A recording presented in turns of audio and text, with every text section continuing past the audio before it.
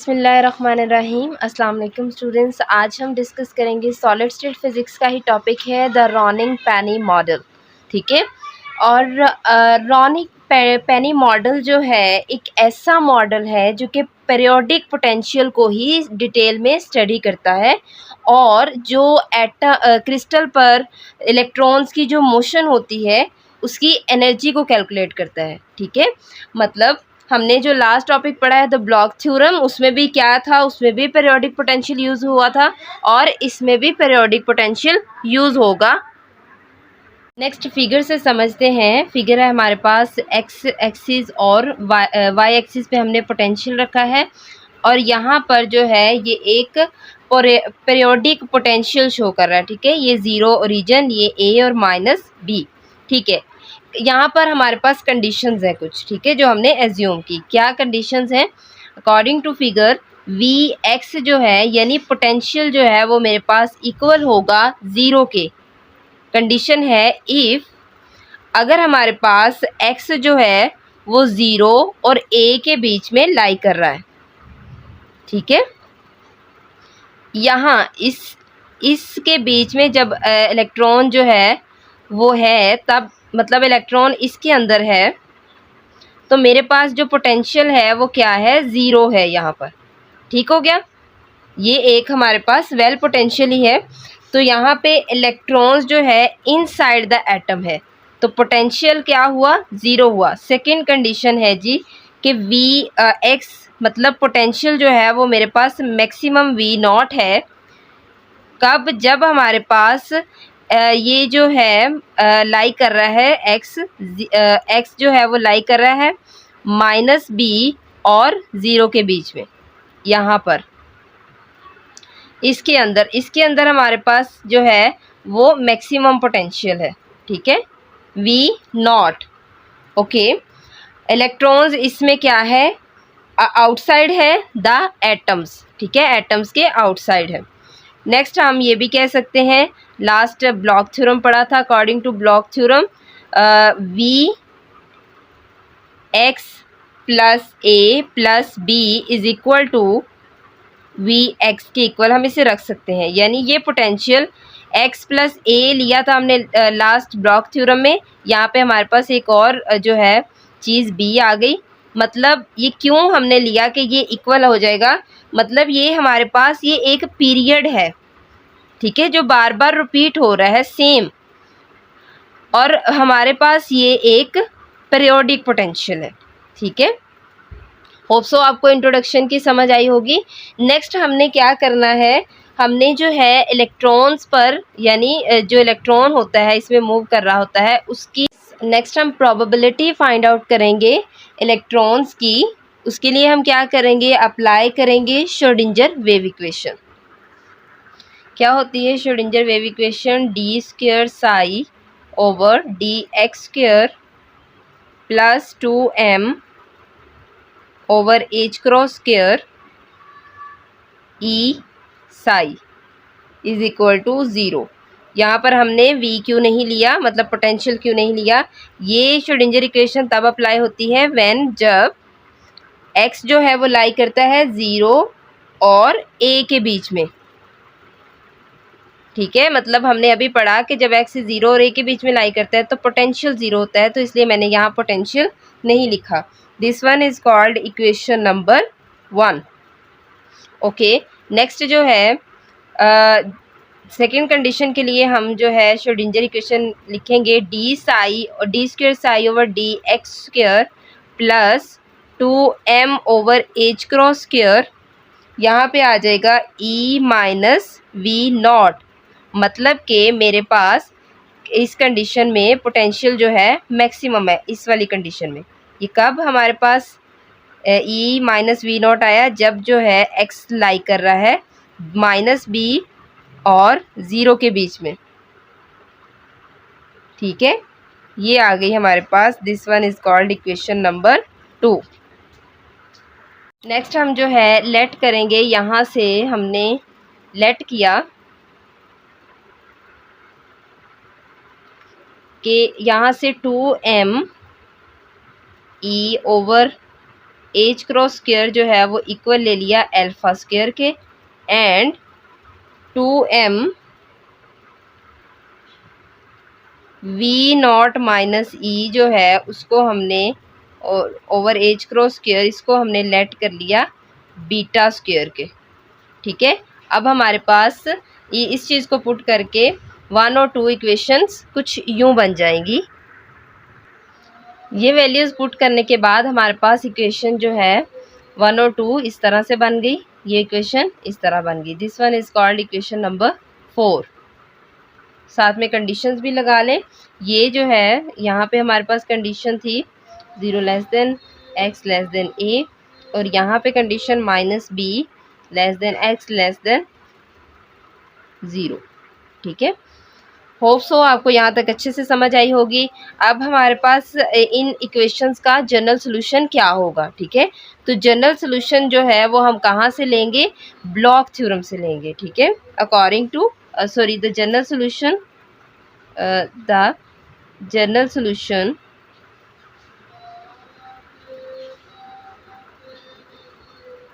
is according to block theorem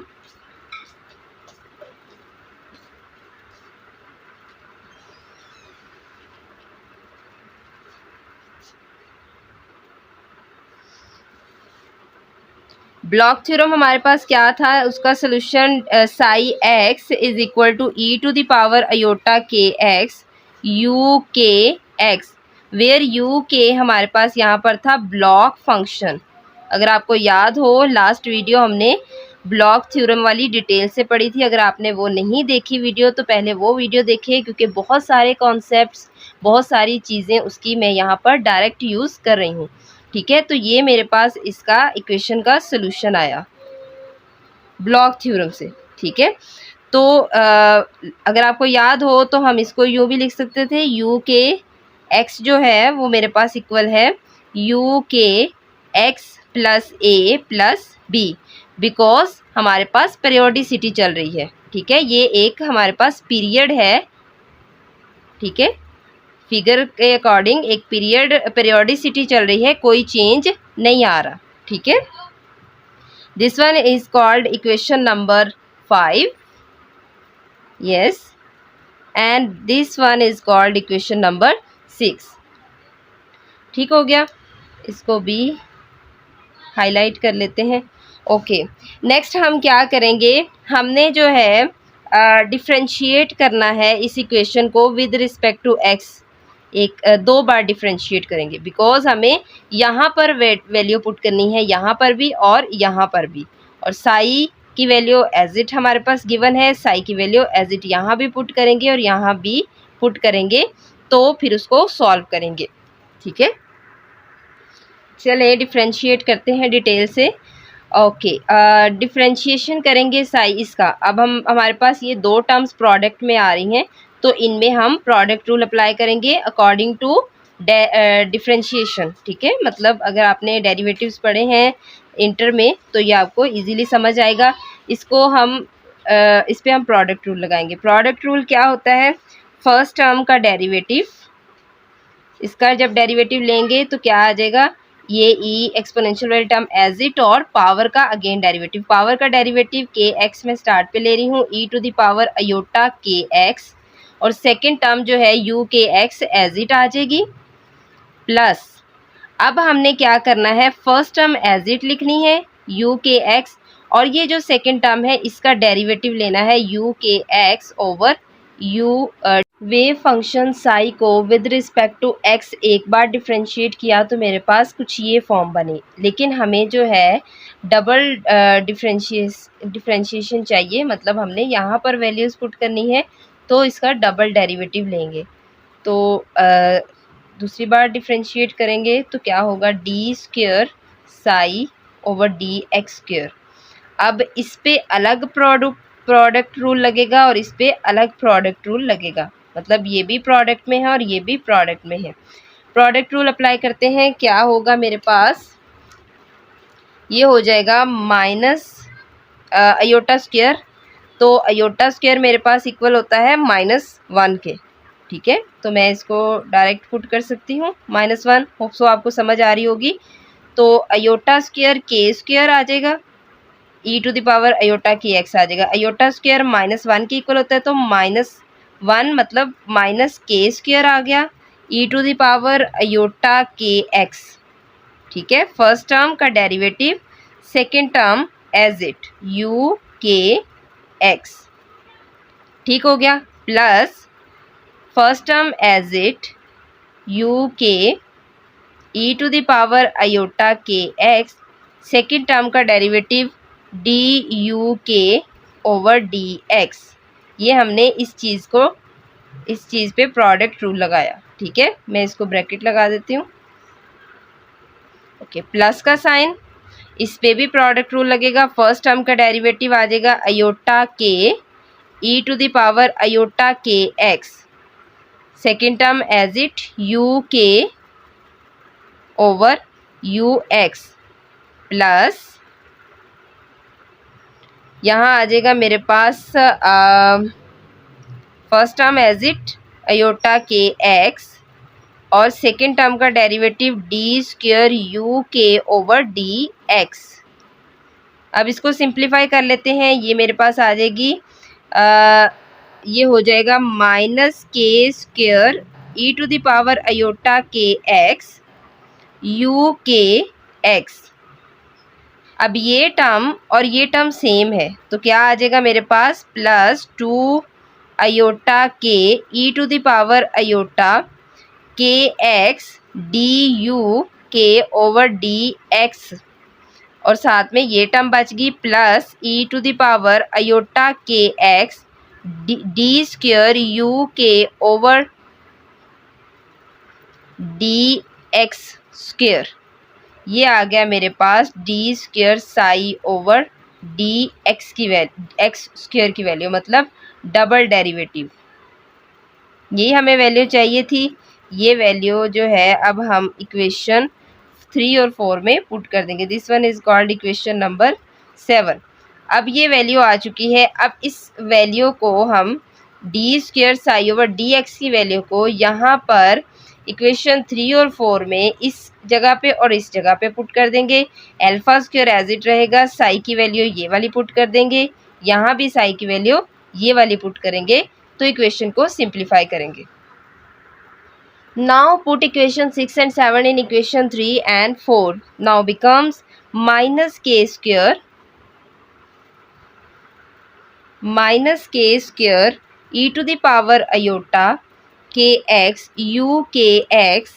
जल्दी से इसको कर लेते हैं सिंप्लीफाई। 2 अयोटा के ई टू द पावर अयोटा के एक्स डी यू के over D x plus E to the power iota के एक्स डी स्क्वायर यू के ओवर डी एक्स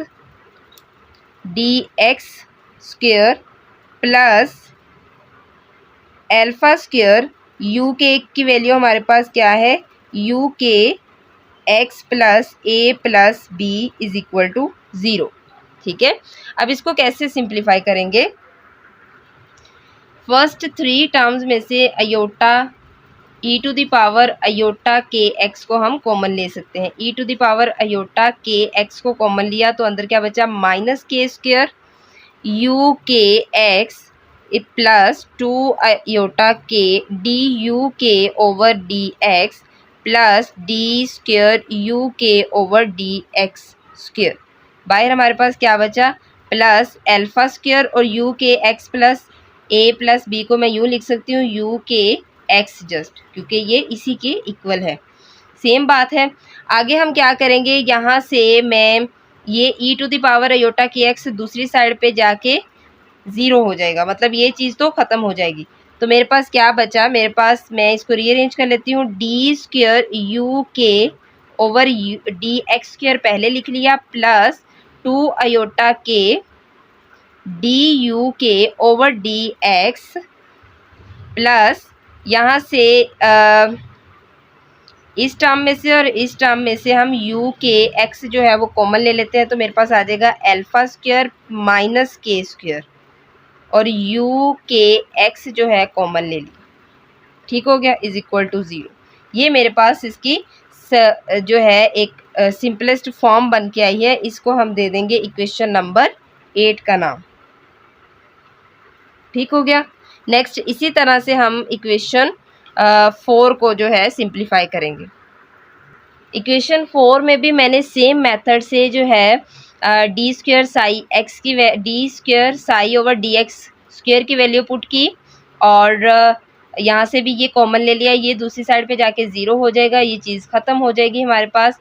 मेरे पास सिंपलेस्ट फॉर्म आएगी, फिर से रीअरेंज फॉर्म में लिखते हैं डी स्क्वेयर यू के over D x square plus 2 iota k D you के ओवर डी एक्स माइनस, यहाँ से मैं यू के एक्स कॉमन लेती हूँ इस टर्म में से और इस टर्म में से, तो मेरे पास ये आएगा beta square minus minus plus k square, और बाहर कॉमन क्या लिया यू के एक्स इज इक्वल टू 0। ये आ गई सिंपलेस्ट फॉर्म।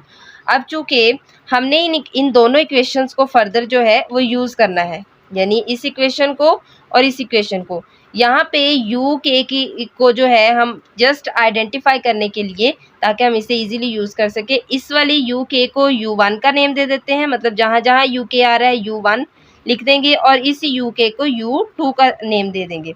मतलब मैं इस इक्वेशन को यूँ लिख सकती हूँ D square u1 over D x square plus, ताकि इन दोनों इक्वेशंस में फ़र्क हो सके, यूँ लिख सकती हूँ यू के की जगह पे just u1 over D x plus alpha square minus k square u1 x is equal to 0। इस इक्वेशन को नेम देते हैं इक्वेशन नंबर, इसको मैंने कह दिया इक्वेशन नंबर 8। अब ये मेरे पास सिंपलेस्ट फॉर्म आई है, इसको ही नेक्स्ट यूज़ करेंगे। सो सिमिलरली इस इक्वेशन को भी मैं जहाँ पर यू के आ रहा है वहाँ पर u2 पुट कर दूँगी, d square u2 divided by d x square plus 2 iota k d u2 divided by d x minus beta square plus k square over u2x is equal to 0। This one is called equation number 9। ये हमारे पास जो है solve होके कुछ equation इस forms में आई, ये 8 और 9 इक्वेशन।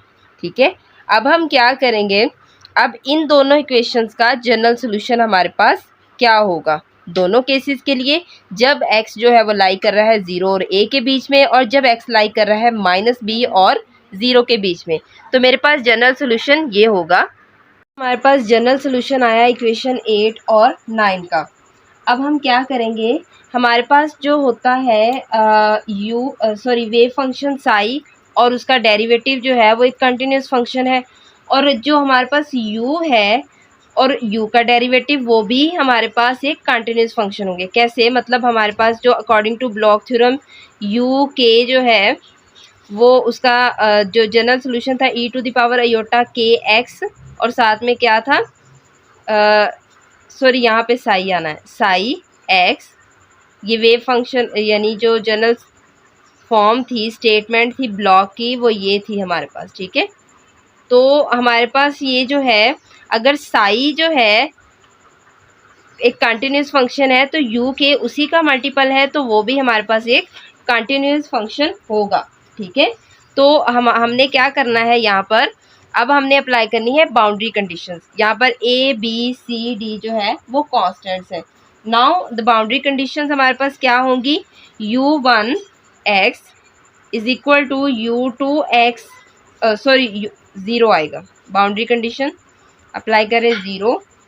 ठीक है, और नेक्स्ट हमारे पास आ जाएगा du1 over dx x is equal to 0, मतलब u1 को पहले 0 रखा, u2 को 0 रखा, फिर उसका डेरिवेटिव x के रिस्पेक्ट से x फिर भी 0 पुट करेंगे, और उसके बाद du2 over dx x is equal to 0।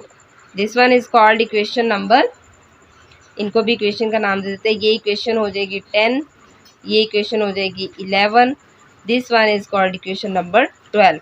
अब u2 ये बाउंड्री कंडीशंस है, मैं यहाँ पर लिख देती हूँ बाउंड्री कंडीशंस।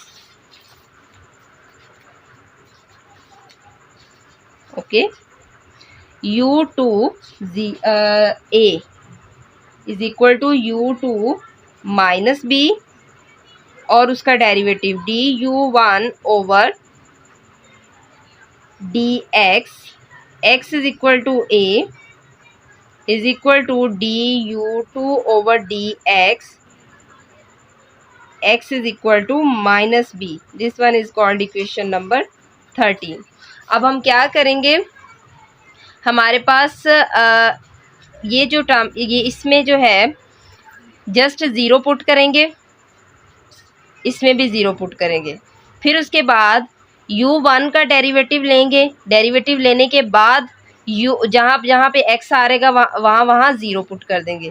फिर उसके बाद हम u2 इसका डेरिवेटिव लेंगे. जहाँ पे x आ रहा होगा वहाँ पे ज़ीरो पुट कर देंगे. देन क्या करेंगे, फिर उसके बाद हम u1 यहाँ पर जो है u1 आएगा, सॉरी ओके. उसके बाद u1 वाली अगेन इक्वेशन को जो है जस्ट x की जगह पे a पुट करेंगे. ठीक है. फिर उसके बाद u2 में जस्ट x की जगह पे माइनस b पुट करेंगे. उसके बाद u1 का डिफ्रेंशिएशन करेंगे विद रिस्पेक्ट टू x. उसके बाद x की जो वैल्यू आएगी उसके जहाँ x आ रहा होगा वहाँ a पुट करेंगे. फिर उसके बाद u2 को डिफ्रेंशिएट करेंगे विद रिस्पेक्ट टू x और फिर जहाँ x आ रहा होगा वहाँ माइनस b पुट करेंगे. ठीक है. सबसे पहले u1 इस इक्वेशन में जो है ज़ीरो पुट करते हैं तो मेरे पास क्या आएगा, e की पावर x. यहाँ पे जब ज़ीरो पुट करेंगे पूरी टर्म ज़ीरो हो जाएगी, यहाँ भी ज़ीरो पुट करेंगे पूरी टर्म ज़ीरो हो जाएगी. e to the power zero जो है वो मेरे पास इक्वल होता है 1 के. ठीक है. तो a 1 और b, तो मेरे पास फर्स्ट जो आएगी जब मैं ज़ीरो पुट करूँगी u1 में वो आ जाएगा a प्लस b.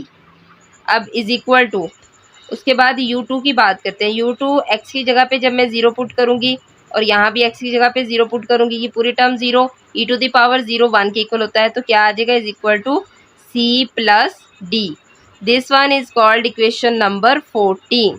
नेक्स्ट क्या करेंगे, नेक्स्ट अब u1 का डेरिवेटिव लेंगे. फिर उसके बाद x की जगह पे नेक्स्ट अब u1 को जो है यानी इसको डिफ्रेंशिएट करेंगे विद रिस्पेक्ट टू x. उसके बाद जहाँ x आ रहा होगा वहाँ ज़ीरो पुट करेंगे.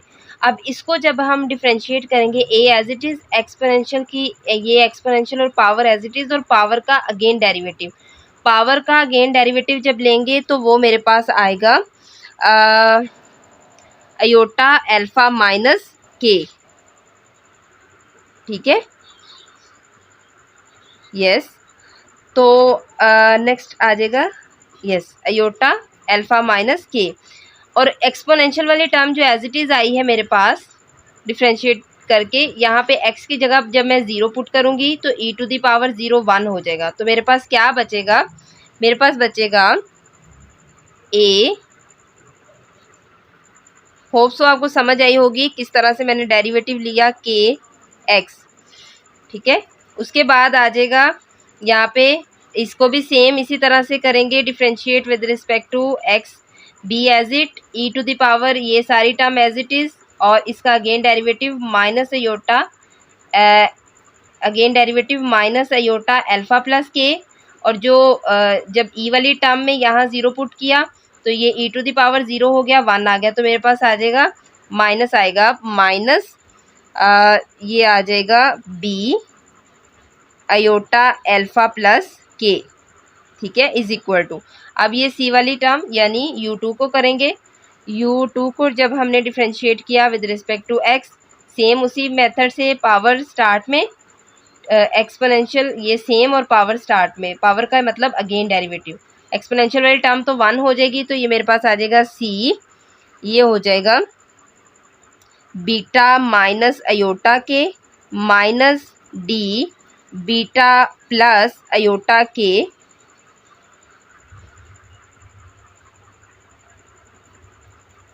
yes, this one is called equation number 15. Equation number 15. Next अब क्या करेंगे, u1 इसको एज इट लिखेंगे, जस्ट x की जगह पे a पुट कर देंगे. फिर u2 में इसको एज इट लिखेंगे, जस्ट x की जगह पे माइनस b पुट कर देंगे. और सेम इसी मेथड से सेकंड में डिफ्रेंशिएशन करके with respect to x differentiate करेंगे और एक्स की जगह पे ए पुट कर देंगे, with respect to x differentiate करेंगे, एक्स की जगह पे माइनस बी पुट कर देंगे।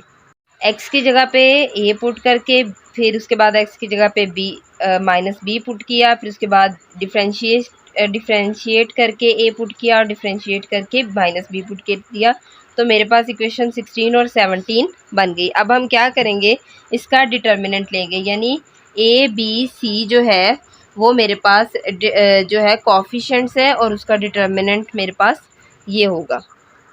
इसका डिटर्मिनेंट मेरे पास कुछ यूँ होगा, मैं सामने रख के पूरा डिटेल से लेती हूँ। ये आ जाएगा, यहाँ पे पहले ये आ जाएगा 1, ए और बी सी डी जो है वो कोफिशिएंट्स है 1। पहले इस तरह से ले लेते हैं ए का डिटर्मिनेंट। यहाँ पे आ जाएगा आयोटा अल्फ़ा माइनस के और यहाँ आ जाएगा ई to the power iota alpha minus k a. Then यहाँ आ जाएगा आयोटा अल्फ़ा माइनस के ई टू द पावर आयोटा और अल्फ़ा माइनस के ए। यहाँ आ जाएगा 1। देन मैं इस बी वाले ले रही हूँ और ये आ जाएगा minus iota alpha plus k E to the power minus iota alpha plus k a minus iota alpha plus k E to the power minus iota alpha plus के और बाहर ए। देन अब सी वाले लूँगी तो ये आ जाएगा 1 और यहाँ पे आ जाएगा बीटा माइनस आयोटा के और यहाँ आ जाएगा ई to the power minus beta minus iota k और बी। देन आ जाएगा beta minus iota k E to the power minus beta minus iota k b. यहाँ आ जाएगा 1 और डी में आ जाएगा माइनस बीटा प्लस आयोटा के। यहाँ आ जाएगा ई to the power beta plus iota k और बी आ जाएगा। देन मेरे पास आ जाएगा minus beta plus iota k और ई टू द पावर ये हो जाएगा बीटा प्लस आयोटा के और बाहर बी। इस सारे का जो है मैं डिटर्मिनेंट ले लूँ। इस सारे का क्या ले लेंगे हम, डिटर्मिनेंट ले लेंगे। होप सो आपको समझ आई होगी। मैंने कोफिशिएंट्स लिए ए बी और सी डी के। अब ये जो है मेरे पास डिटर्मिनेंट फॉर्म आई है, ये अपनी ज़ात में एक खुद बहुत बड़ी डेरिवेशन होगी इसकी, ठीक है। मतलब अगर हम इसका डिटर्मिनेंट लेना शुरू कर दें तो ये एक बहुत बड़ी डेरिवेशन बन के आएगी, जिसे हम जो है सॉल्व अगर करें तो कोई 6-7 पेजेस बन जाते हैं, ठीक है। तो हम पेपर में जब एग्ज़ाम में ये क्वेश्चन आता है तो हम इसका डायरेक्ट रिज़ल्ट लिखते हैं। तो इसका डायरेक्ट रिज़ल्ट हमारे पास क्या है, डिटर्मिनेंट का जो डायरेक्ट रिज़ल्ट है वो ये होता है beta square plus alpha square over 2 ये था हमारा डिटर्मिनेंट। इसका हमने डायरेक्ट रिज़ल्ट जो है वो ये लिखा था, ठीक है। तो इसका डायरेक्ट रिज़ल्ट एज इट ही हमें याद करना पड़ेगा, क्योंकि बहुत कॉम्प्लिकेशन हो जाती है अगर हम डिटर्मिनेंट को सॉल्व करें। नेक्स्ट क्या था, रोनिक और पैने ने कंसीडर किया था केस कि जब हमारे पास व्हेन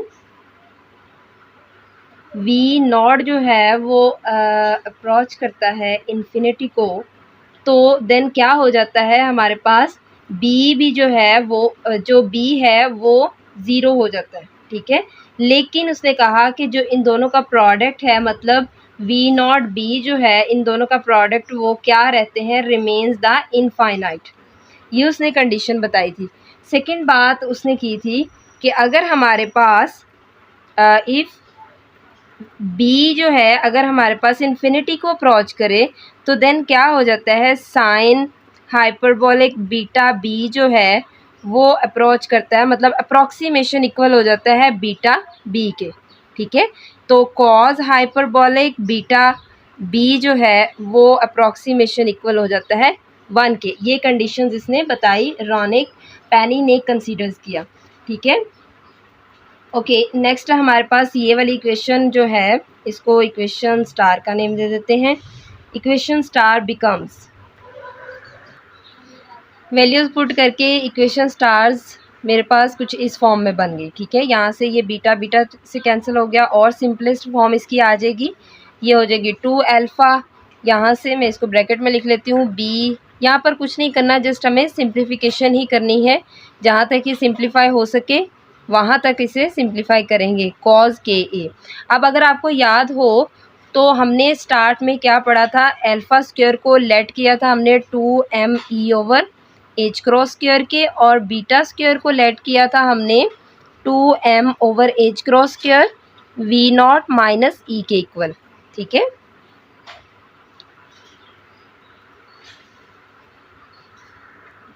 अब अल्फ़ा स्क्वायर और बीटा स्क्वायर की जगह पर ये वैल्यूज़ पुट करते हैं, देखते हैं हमारे पास क्या रिजल्ट्स आते हैं।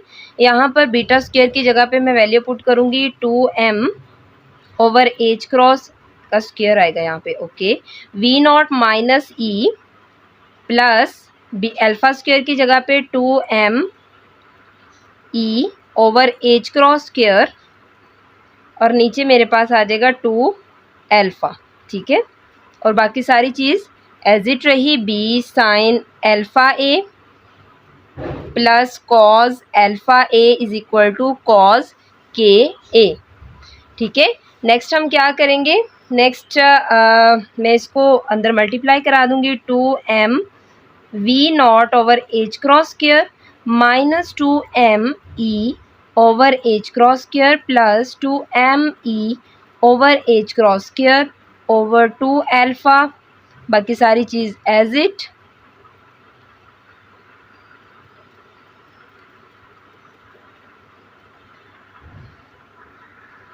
यहाँ से मेरे पास 2m/e/h क्रॉस स्क्वायर यहाँ से कैंसिल आउट हो जाएगा। ठीक है, तो मेरे पास क्या बचेगा, यहाँ से आ जाएगा, यहाँ से ये 2 भी 2 से कैंसिल कर दूँ, मज़ीद सिंप्लीफाई, तो मेरे पास कुछ फॉर्म बनेगी m/v0, ये b बाहर है इसको भी अंदर लिख लेते हैं, ओवर ये h क्रॉस स्क्वायर और साथ में अल्फ़ा, और बाकी चीज़ क्या बची हमारे पास, sine alpha a plus cos alpha a is equal to cos k a. Hope so आपको अच्छे से समझ आ रही होगी। नेक्स्ट और सिंप्लीफाई करेंगे। नेक्स्ट मैं यहाँ पर ऊपर नीचे ए से जो है मल्टीप्लाई करा दूँगी, तो मेरे पास कुछ ये फॉर्म बन जाएगी। ठीक है, ए से मल्टीप्लाई करा दिया ऊपर नीचे, देन मैंने यहाँ से ए अल्फ़ा को बाहर लिख लिया, बाकी सारी चीज़ एज इट आएगी। यहाँ से मैंने ए अल्फ़ा को इसके नीचे लिख लिया और यहाँ पे एच क्रॉस रहने दिया। अब ये पूरी चीज़ जो है वो हमारे पास इक्वल होती है पी के। पी एक जो है वो क्वांटिटी है। ठीक है, यहाँ पर पी एक क्वांटिटी है, तो मेरे पास इक्वेशन क्या बन जाएगी, ये वाली पी के बारे में भी बताती हूँ डिटेल से कि ये है क्या। ये मेरे पास यहाँ पी पुट कर दिया, साइन अल्फ़ा, मतलब इक्वेशन कुछ यूँ बन गई मेरे पास, plus cos alpha a is equal to cos k a. ठीक है, अब ये P क्या है। ठीक है, P में हमारे पास यहाँ पर जो V0 और B का कांस्टेंट है, इसको हम क्या कहते हैं, जब ये अप्रोच करता है, रिमेन्स इन्फिनिटी को अप्रोच कर रहा होता है। ठीक है, मतलब इसे हम कहते हैं बैरियर पोटेंशियल। ओके, फिगर से समझाने की कोशिश करती हूँ। मतलब मेरे पास ये P जो है जब अप्रोच करता है इन्फिनिटी को, तो क्या रिजल्ट्स आते हैं, जब ये इन्फिनिटी को अप्रोच करता है तो इसके मतलब बैरियर के अंदर, वेल के अंदर जो इलेक्ट्रॉन होता है वो टाइटली बाउंड हो जाता है। ठीक है, क्या मतलब है कि जब P इन्फिनिटी को अप्रोच करता है तो जाहिर बात है पोटेंशियल जो है वो भी इन्फिनिटी को अप्रोच करता है, यानी पोटेंशियल हाई से हाई तर होता जाता है। तो यहाँ पर जो इलेक्ट्रॉन्स होता है वो टाइटली बाउंड हो जाता है, मीन्स के पोटेंशियल इतना स्ट्रॉन्ग हो गया, इलेक्ट्रॉन्स जो है वो बाहर नहीं निकल पाएगा। ठीक है, यानी उसे मूव करने के लिए ज़्यादा एनर्जी देनी पड़ेगी, उसके पास इतनी एनर्जी होगी नहीं कि वो यहाँ से बाहर जा सके।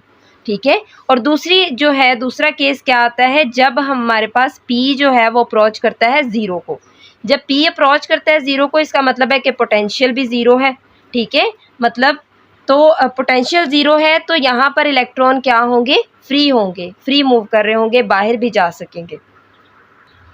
ओके, मज़ीद सिंप्लीफिकेशन के लिए, समझने के लिए हम ग्राफ बनाएंगे, ये वाई एक्सिस पे रखेंगे और इसे एक्स एक्सिस पे रखेंगे। ठीक है, तो हमारे पास ग्राफ कुछ यूँ है, P sign alpha A over alpha a plus cos alpha ए को हमने वर्टिकल रखा वाई एक्सिस पे और एक्स एक्सिस पे कॉज के एक्स रखा। इसमें हमारे पास दो लेवल्स हैं, यानी एक ये लेवल +1 का और एक ये लेवल -1 का। हमारे पास जो है ये कुछ यूं बन रही हैं, मतलब ये जो चीज़ है यहाँ पर, ये चीज़ जो है हमारे पास है एनर्जी गैप, मतलब फॉरबिडन गैप। कैसे पता चला हमें, मतलब यहाँ पे गैप आ रहा है, गैप के बाद वो बन रही है, और ये चीज़ जो है ये है हमारे पास allowed energy band.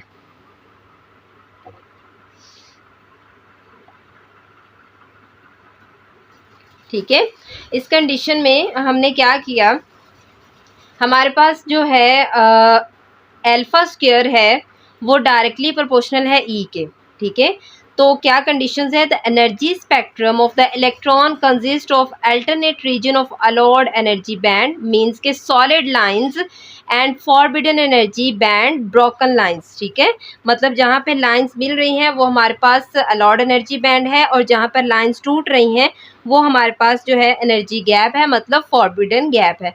The width of the allowed energy bands increases with alpha A और the energy, मतलब हमारे पास जो width है allowed energy band की वो increase होती है।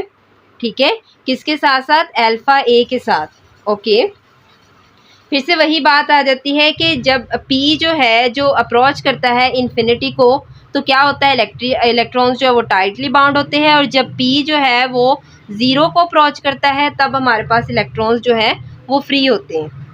ओके, फर्स्ट केस है हमारे पास जब P अप्रोच करता है इन्फिनिटी को। ठीक है, there is increase in the barrier strength, मतलब P इंक्रीज हो रहा है, बैरियर स्ट्रेंथ इंक्रीज हो रही है, इलेक्ट्रॉन्स जो है वो बैरियर के अंदर टाइटली बाउंड हो चुका है, मींस के पोटेंशियल स्ट्रॉन्ग है, हमारे पास पोटेंशियल स्ट्रॉन्ग है, बैरियर के अंदर इलेक्ट्रॉन्स बाउंड हो चुका है, तो बैरियर स्ट्रेंथ भी इंक्रीज होती है। ठीक है, क्या करेंगे, सबसे पहले हम करेंगे साइन अल्फ़ा ए को इक्वल रखा 0 की। अब साइन अल्फ़ा ए इक्वल है साइन n पाई।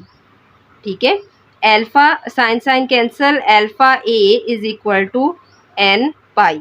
यहाँ से अल्फ़ा की वैल्यू निकाल लें, alpha is equal to n pi over a। ठीक है, हमारे पास ये आ गई अल्फ़ा की वैल्यू।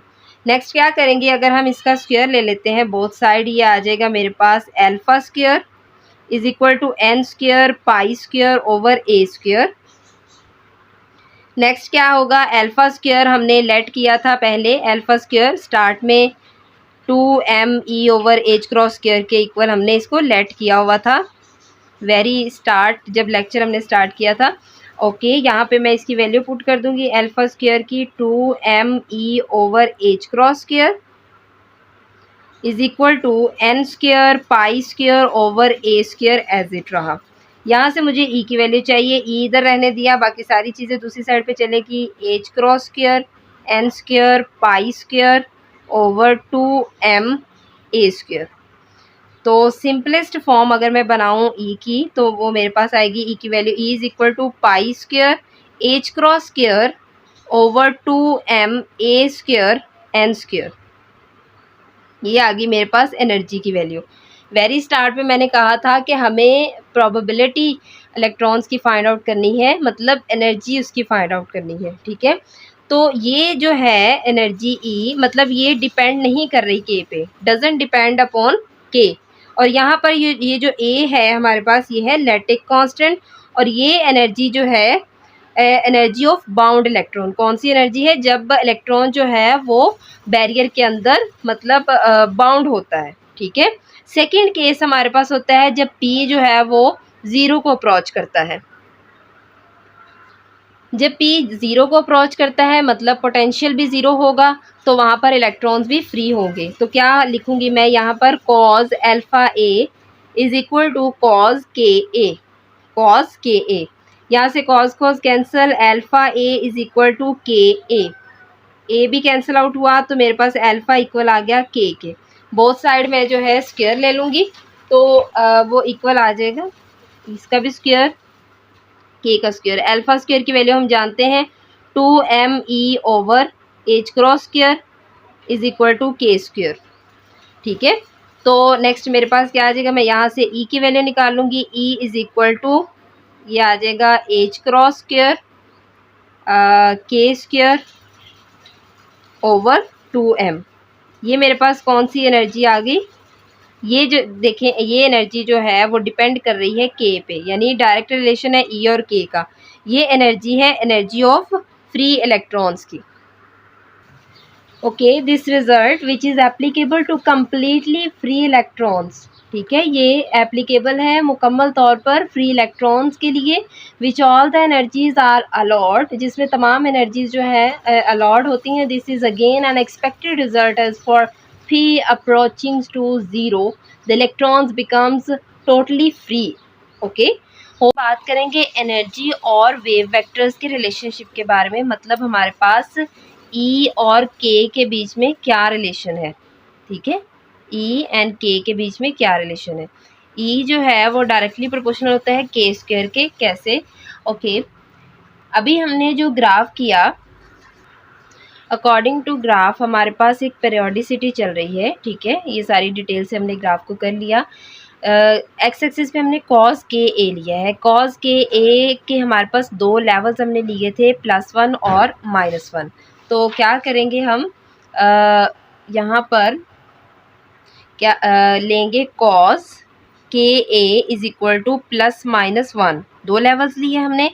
तो मैं इसको यूँ लिख सकती हूँ, k a is equal to +-n pi. Okay, k is equal to, अगर मैं के की वैल्यू निकालूँ, +-n पाई ओवर ए आ जाएगा। ठीक है, तो ये मेरे पास आ गई के की value, where k is the wave vector and n is the number. इसकी वैल्यू हमारे पास होती है 1 2 3 up to so on. n कभी भी ज़ीरो नहीं हो सकता, because it is not possible. और ये हमारे पास वैल्यू जो है के की, वो क्या डिफाइन कर रही है, बाउंड्रीज ऑफ ब्रिलियंट जोन की बाउंड्रीज को डिफाइन करती है। ठीक है, ब्रिलियंट जोन हम फिगर से समझते हैं।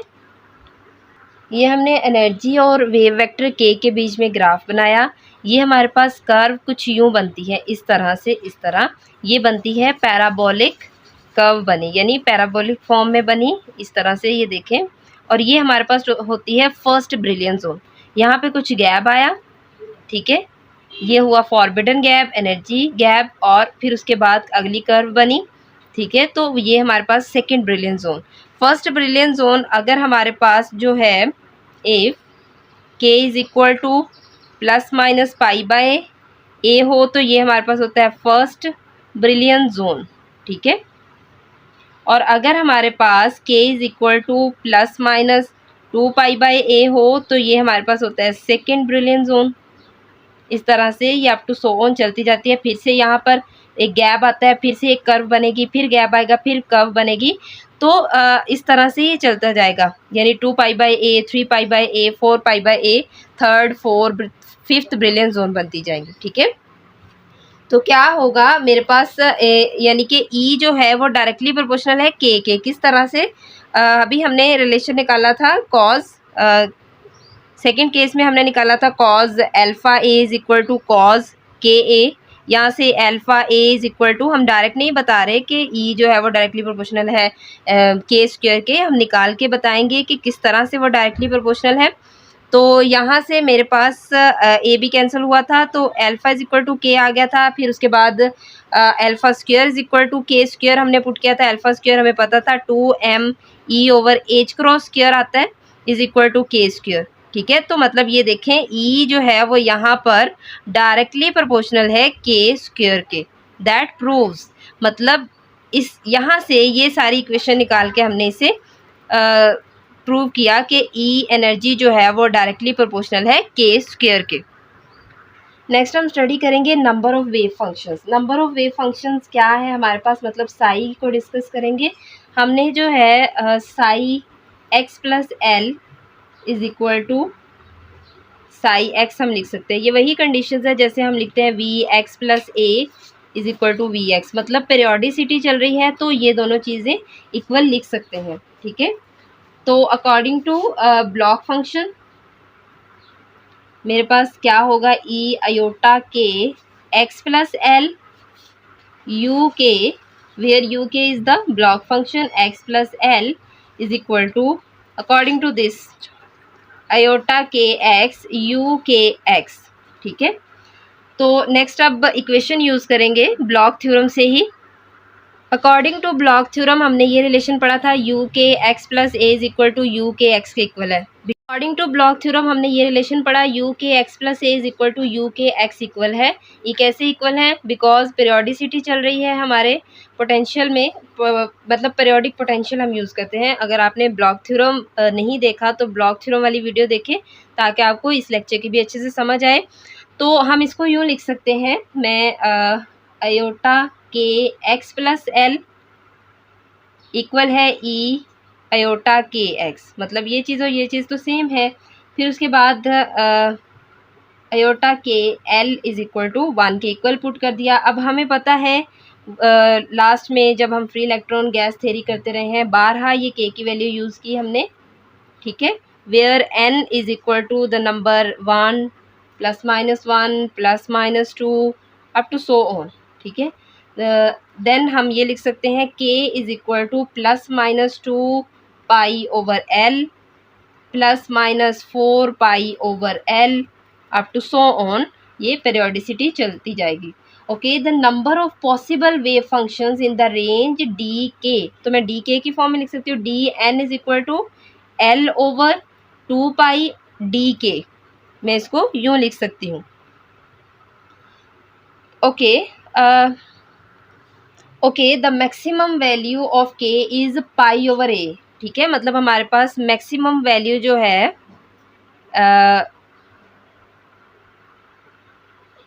के की ऑफ के, वो हमारे पास क्या है, pi by a, where a is the length of, a क्या है हमारे पास, लेंथ ऑफ प्रिमिटिव सेल, ठीक है।